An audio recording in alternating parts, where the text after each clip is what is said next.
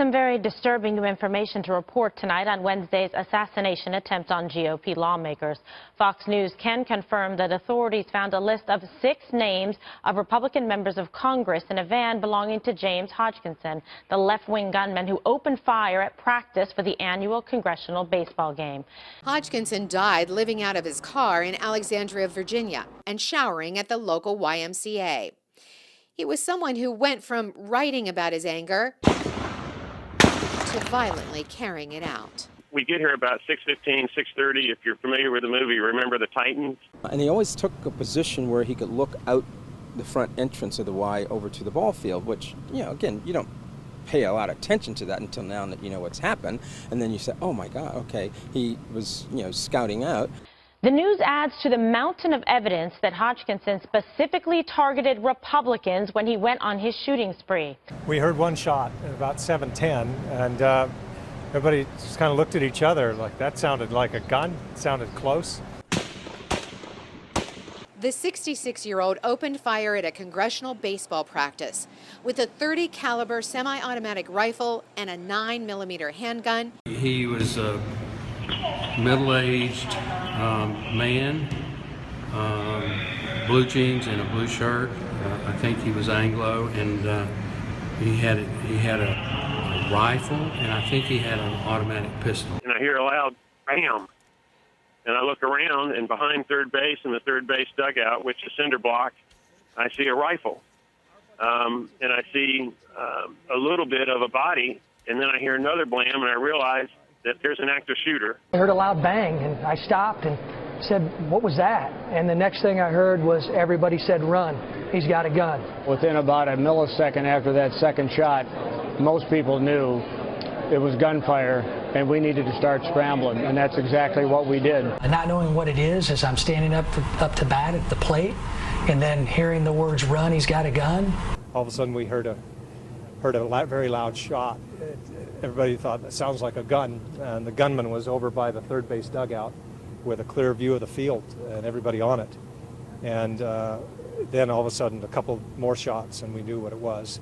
The police say he wound up at this baseball practice in Alexandria, Virginia, with an M4 at the very least, and started firing shots.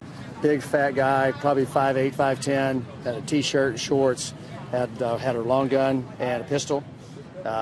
There was a semi-automatic rifle, and it looked like a 9mm pistol. The gun was a semi-automatic. It continues to fire at different people. There was a man with a gun. He was an elderly gentleman between 55 and 65 is my estimate. He had white facial hair, white head hair, and he was wearing a blue polo and carrying a sort of AK-47 type weapon, some sort of Kalashnikov variant. And he was exchanging fire with someone behind a black SUV. I saw someone lying behind that SUV on the ground. The person shooting over the hood of the SUV had a handgun of some sort. He had a rifle of some type, and it was obviously a large gauge rifle. No one shows up at a baseball field with an AK-47 accidentally. Yeah. He looked to be in probably his 40s, dark hair and a blue shirt. He had a rifle initially. I think he had handguns as well. He had a lot of ammo, I can tell you that. Looked like 40s, maybe 50. White, dark hair, white, with a blue shirt on, I think jeans. Of course, it was pistol versus rifle. Our pistols versus the shooter's rifle along the third baseline, just outside the chain link fence. Another security detail person was closer to home plate. Probably, I couldn't see him, but probably on the home plate side of the dugout outside the fence line, using the dugout as cover as he's firing back. Believing that the gunman was over on the, by the other dugout, and he was. He's very calm. He was just walking and shooting as if it was just like, just like he was practicing. It was just he a few times you could see him kind of going up and down, and he'd go up and start shooting and then go back down. But other than that, there was no noise until the officer said, get down. We heard a loud bang, and it sounded like a shot to us. But until the second one came, then the third, and then a rally, we weren't sure. He was outside of the fence, and then he came around and behind home plate, and I got a look at him then. And saw the gunman. He'd come around the back near home plate and had a clear line of sight into the dugout. So I stood up, and the gunman was there just behind the fence, behind home plate, and he caught sight of where I was, and so we... And I heard some of the players saying, just shoot him. He was like, they shot one of his buddies, and they were shooting at them, and they were shooting all of us. It seemed to be like return fire, pop, pop, pop, pop, pop, pop, pop. I bet you there were 30 to 50 shots that I heard. And then there was return fire from behind our dugout from the Capitol Police, who were here as part of Steve Scalise, the Whip's detail. It went on for about 10 minutes. Then it stopped, but it was like a 5-minute period to 10-minute period where it was like firing, stopping, firing, stopping. There were at least 50 gunshots. I feel highly confident saying that. Heard about 30 gunshots coming from over this way. So, and then it slowed down, but definitely 30. It just feels really surreal. Yesterday, I was there, not right when it happened, but I came in about 5 minutes later before they closed off the block, and that was strange enough. They are heroes because they saved our lives, because no one would have had any way to stop this shooter with this weapon that he had, but for the fact that they returned fire and 2 of them were injured, saving our lives. The one was shot in the leg or by the ankle, and he kept returning fire.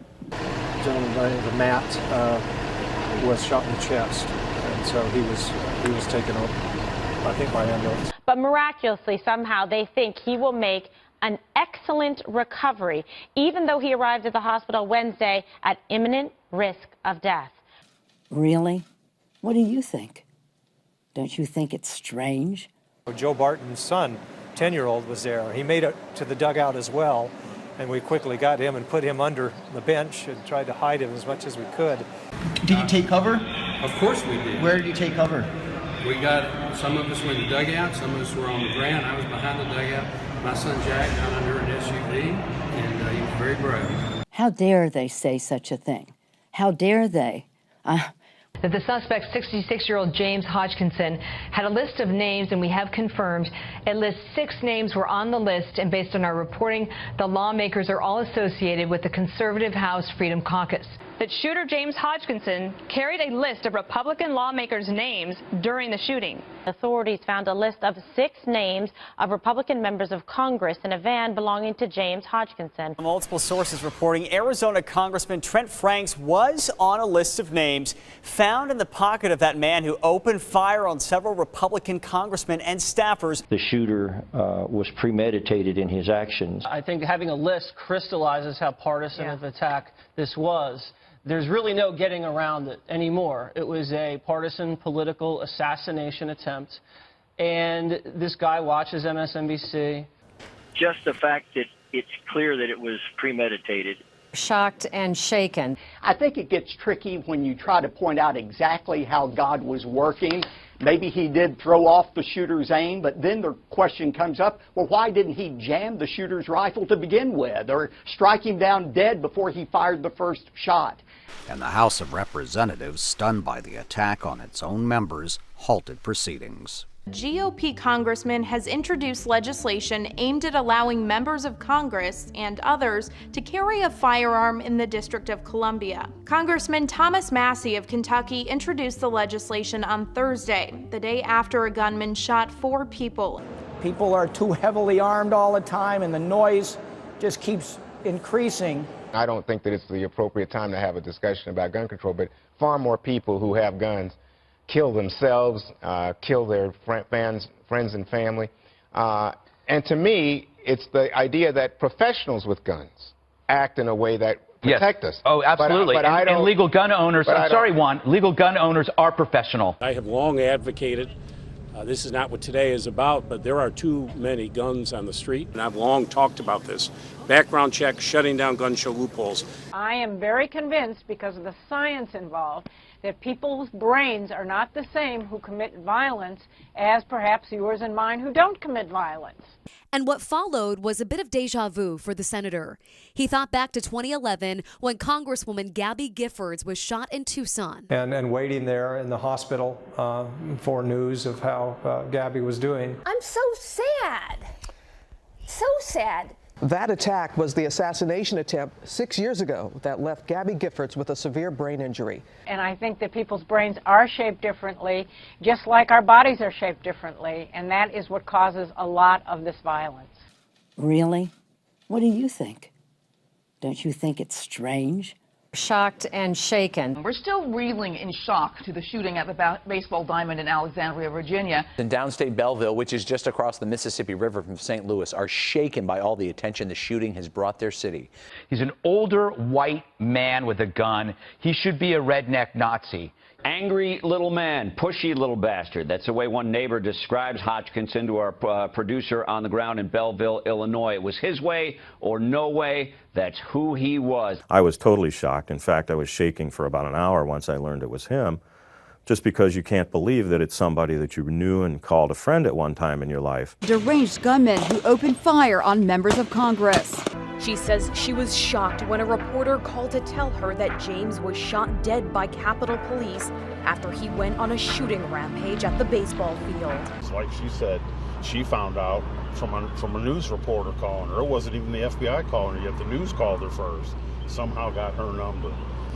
It's shocking and unfortunate that any person... Really? What do you think?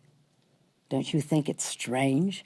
Shocked and shaken. And according to what we've learned here at CBS News, this suspect, James T. Hodgkinson from Belleville, Illinois, 66 years old, left a trail of information for investigators on his social media.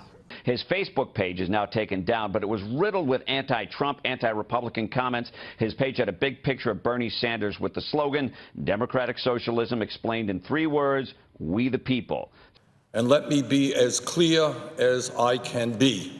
So we've seen this on college campuses, and as we know, most things that start on college campuses in America end up filtering out into, the general public. We are in a war with selfish, foolish, and narcissistic rich people. Why is it a shock when things turn violent? He said he has little sympathy for Scalise because of his lack of support for gun control. Also tweeted, we are in a war with selfish, foolish, and narcissistic rich people. Why is it a shock when things turn violent? Hashtag hunt Republican congressman. These people out there now on social media, if you're not having any boundaries on social media and you're not doing it to someone's face and you're doing it anonymously and there's a million of you and you're trafficking in the same kind of bile. How dare they say such a thing? How dare they? Just like he was practicing, it was just, there was no noise until the officer said, get down.